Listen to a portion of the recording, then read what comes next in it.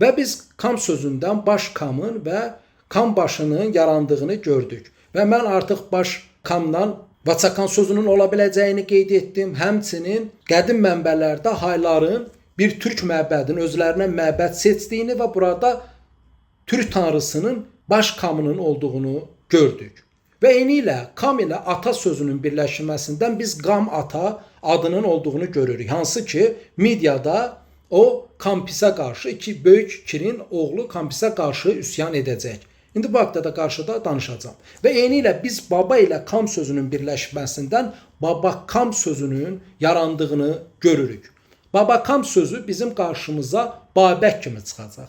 Babək adı bizim qarşımıza bir Sasani hökmdarı 1-ci Ərdəşir Babakam kimi çıxır və eynilə bir də Abbasilər dönəmində Cavidandan sonra üsyanı rəhbərlik edən biz Babək adlı birinin olduğunu görürük. Və mənbələrcə də bilirik ki, əslində onun əsl adı Həsəndir. Dolayısıyla Babək ona verilmiş bir tituldur.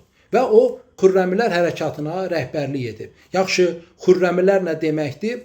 Xürrəmilər dilçilərə görə xoş, firavan deməkdir və ya ərəb dilində olan hür, azad mənasına gələn söz kökü ilə bağlıdır. Və onların qırmızı rəng geyindiyini, bu səbəbdən də tarixdə bəzən onlara qırmızı geyimlər deyildiyini bilirik. Və Babəki böyük əksəriyyət fərqli etnik qruplara aid etməyə çalışır və farslar da təbii ki, bunu fars olduğunu qeyd edir. Lakin gəlin Babək ilə bağlı bir neçə mənbədə keçən məlumatlara baxaq. Babək ilə bağlı adını çəkdiyim bu mənbələrdən daramanı edənsə tarixçimiz Ceyhun Bayramlı olubdur. Mən onun yazdıqlarından mövzu ilə bağlı olan müəyyən məqamlara toxunacağam. İran alimi Əli Bəhramyan yazır ki, Babək Azərbaycanın qədim dilində danışırdı.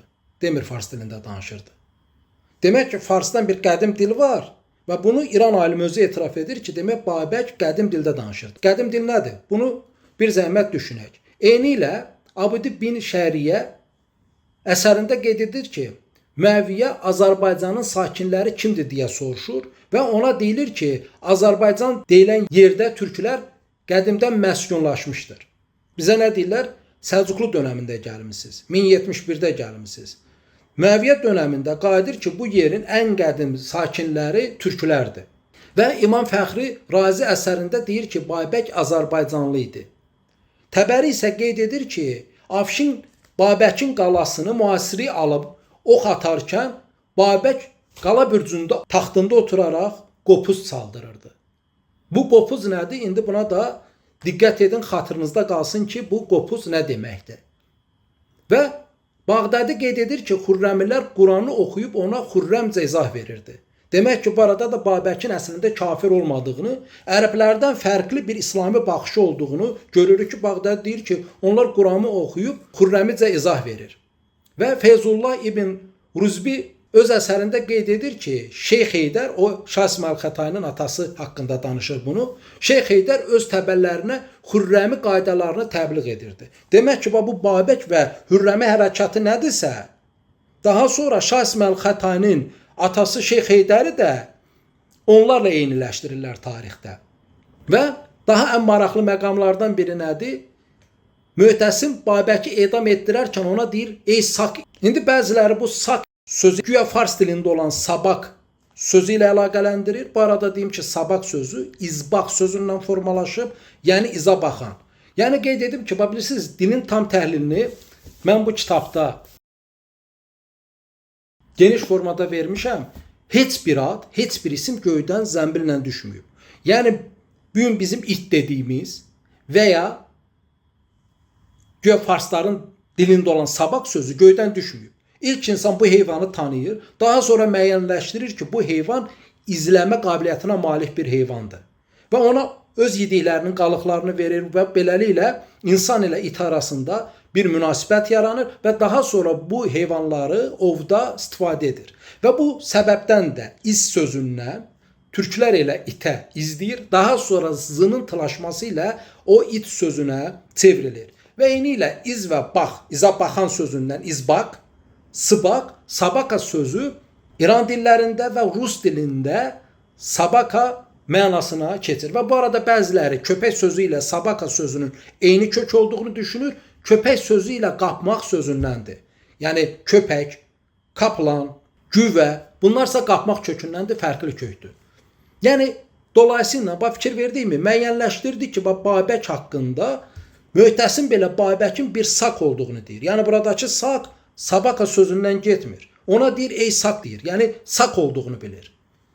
Və bu arada yenə başqa bir mənbədə qeyd edir ki, Cavidan bir gün bazarda heyvan satır, geri qaydanda Babəkgildə gecələyir və daha sonra da sabahsı Babək özü ilə aparacaq. Və orada mənbə qeyd edir ki, Cavidan gördü ki, Babək fars dilində bir kəlmədə bilmir. Və digər mənbələri də müəyyənləşdirdik. Nəyi müəyyənləşdirdik? Demək ki, bir, Babək fars dili bilməyib, Babəkə Möhtəsim xəlifə sak deyir, yəni sak türkü deyir. Babək qala bürcündə taxtında oturaraq qopuz çaldırırdı. Və digər mənbələr də artıq qeyd etdik ki, ona deyir ki, onlar Azərbaycanlıdır, Azərbaycanın qədim dilində danışır və əlaxır. Və indi bunun üzərinə buradakı Hürrəmi hərəkatının adı nədir? Və Babək nədir? Artıq Babək sözünü qeyd etdim ki, bu baba və kam sözünün birləşməsindən yaranıb. Necə ki, başkam, kambaşı adı var, eyni ilə baba, kam sözündən Babək sözü yaranıb. Bu o dövrdə bir tituldur və insanlar onları qabağa aparan kama, baba kam deyir və bu bizim qarşımıza Babək kimi çıxacaq. Və Babəkin əslində Qor kültürünü davam etdirən, Qor türk kültürünü davam etdirən bir üsyanın rəhbəri idi. İndi Qor kültürü haqqında qeyd edəcəm. Qısaca bayaq qeyd etdiyim kimi Qor kültürü nədir? Demək, Qor, kral, Qorqud, Koroğlu, Herakl, Zülqərneyn, bütün bunlar Qor söz kültürü ilə bağlıdır və türklərdə bugün bizim bildiyimiz Koroğlu və Dədə Qorqud əslində Dədə Qorqud dini rəhbərliyi ifadə edən bir rütbədir. Koroğlu isə hərbi rütbəni ifadə edir. Və Dədə Qorqud və Koroğlu adında ortaq olan Qor sözü ilə bərabər növbəti bir ortaqlıq da var. Biz Dədə Qorqudun və Azərbaycan Türkiyə Koroğlusunun hər birinin saz ilə, qopuz ilə təsvir olunduğunu, təmsil olunduğunu görürük. Və diqqət edirsinizmi? Mənbələrdə qeyd edilir ki, Babək öz qala bürcündə taxta oturaraq qopuz çalmasını dinləyirdi. Qor sözü, Koroğlu, Dədə Qorqud, Hürrəmilər və hər üçünü bağlayan qopuz, saz düşünməyə dəyər. Tarix boyu Qor ilə saz bağlantısı bir arada olmuşdu. Və bu Qor kültürünü yaşadan türklərə Qorçu deyilib. Lakin daha sonra xristianlığı qəbul edilməsi ilə türklərin özündə belə Qorçu kafir mənasında işlənib. Məsəl üçün, Alban lüğətini yazan Bəxtiyar Tuncay bəy qeyd edir ki, Alban dilində Qorçu sözü bütpərəst mənasına gəlir. Lakin o Qorçu sözü niyə bütpərəst mənasına gəldiyinin izahını verə bilmir. Səbəb nədir? Çünki türklər daha əvvəl tanrıçılıq inancının alt paralelində rəhbər mənasında bir Qorçu kültürü formalaşdırmışdı.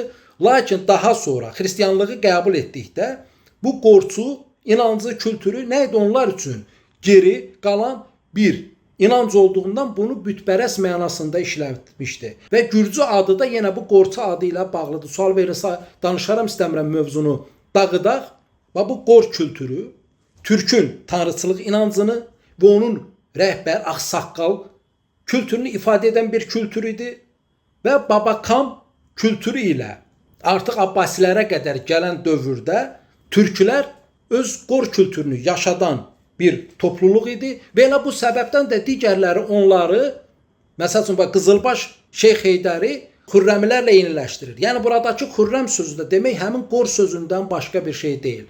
Qının xilaşması ilə bu Xürrəmdir. Yəni ərəb dilində azad mənasına gələn Qor sözü deyil, güya fars dilinə aid edilən şad, firavan mənasına gələn Hürrəm sözü deyil. Bu Qor kültürünə aid edilən bir məsələdir.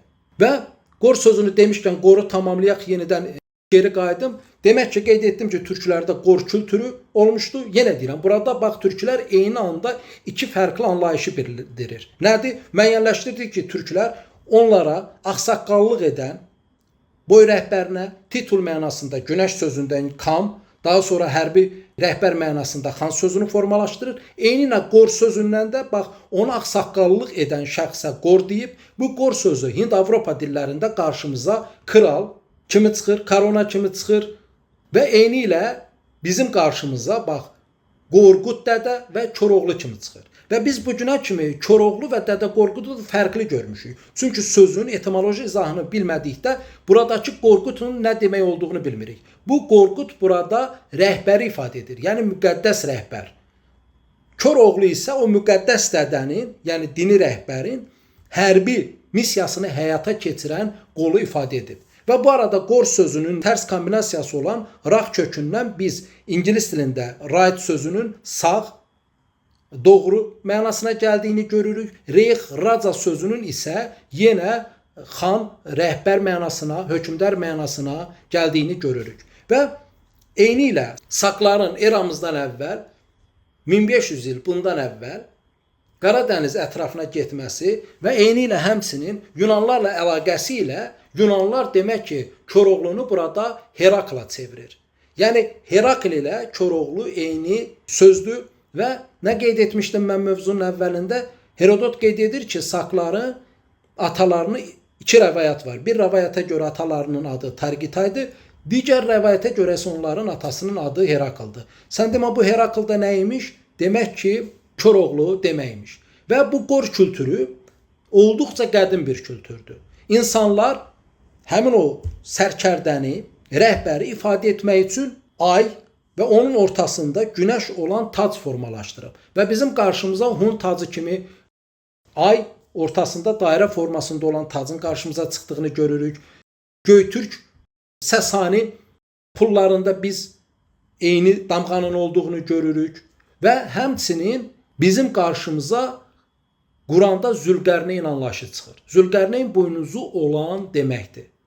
Və bu Zülqərneyn kimdir?